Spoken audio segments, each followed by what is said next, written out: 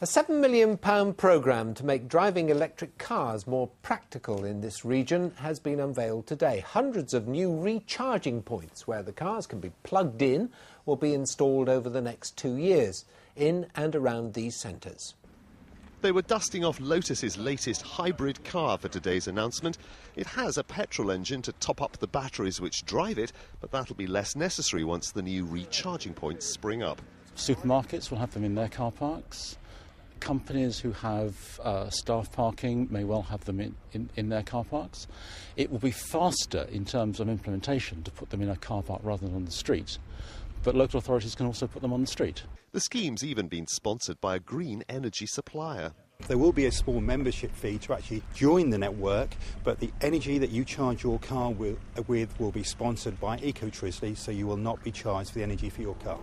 It wasn't just the man with the red flag that held back the spread of the petrol car. It took mass production to make it affordable and plenty of filling stations to make motoring practical. Charging points will provide the equivalent infrastructure for electric cars. We'll have no one more than 25 miles away from a charging post in the region by 2013. But there's still the price of electric cars. Even with the cash grants offered today by the government, these are well over twice the price of conventional models. We see the uptake of electric vehicles increasing, and so we will get to a point where economies of scale will start to play a part in decreasing the costs. The aim of the project, uncorked today, is to have 500 greener cars on the region's roads within 3 years. John Cranston, BBC Look East, Norfolk. Detectives investigating the death of a man at a former industrial unit at South Woodham Ferrers in Essex discovered about 6,000 cannabis plants in the building. The body was discovered on Thursday of last week. A 22-year-old man from Colchester has been charged with 2 counts of attempted rape on the campus of Essex University. It follows an assault on an 18-year-old woman on Thursday, the 7th of October. The Colchester MP Bob Russell was unrepentant today after he told a constituent to get a life and stop whinging. He was responding to a complaint about the cost of next year's royal wedding between Prince William and Kate Middleton. This report contains flash photography. Prince William and Kate Middleton. Millions are looking forward to a royal wedding, but some are worried about costs to the taxpayers. That's an issue one Colchester resident emailed his local MP about. And this was Bob Russell's reply. Good performance material for a local drama student. Haven't you got something better to do with your sad life? Bit of a spoilsport, aren't you? What a miserable person you must be.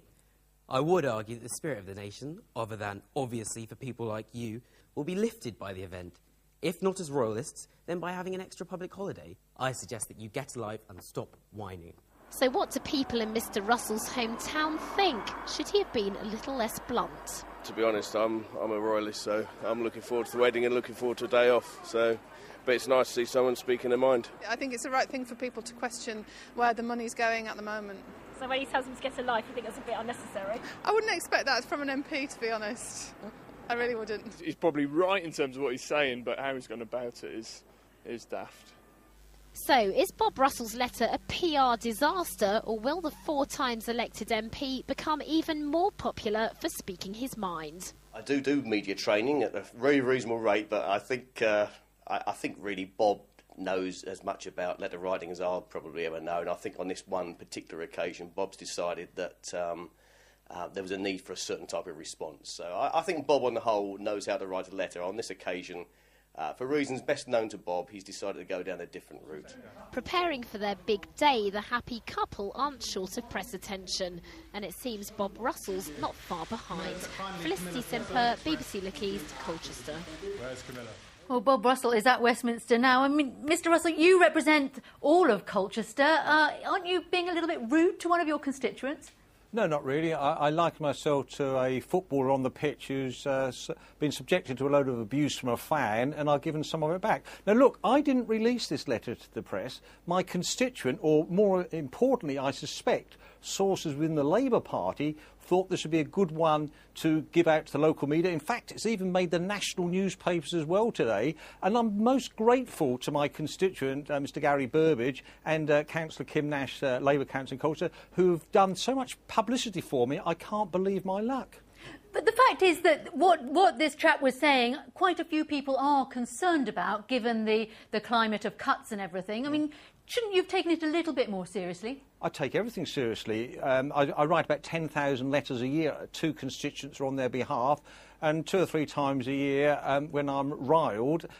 You see, I know where this guy's coming from. I know which wing of the Labour Party he is on, and I responded in kind, and he didn't like it. Now, he chose then to make the letter public, and I'm grateful because he's drawn attention to it, and I've been overwhelmed with messages of support right the way around the country. He's actually done a fantastic PR job for me, and I think we should try and work together to see if we can engineer another one. But you're bringing politics into this, but actually, I mean, you're a Liberal Democrat, but you have to represent everyone, whatever party they are. I do represent everybody. Let's be serious for a moment. I help people of all political persuasions and none.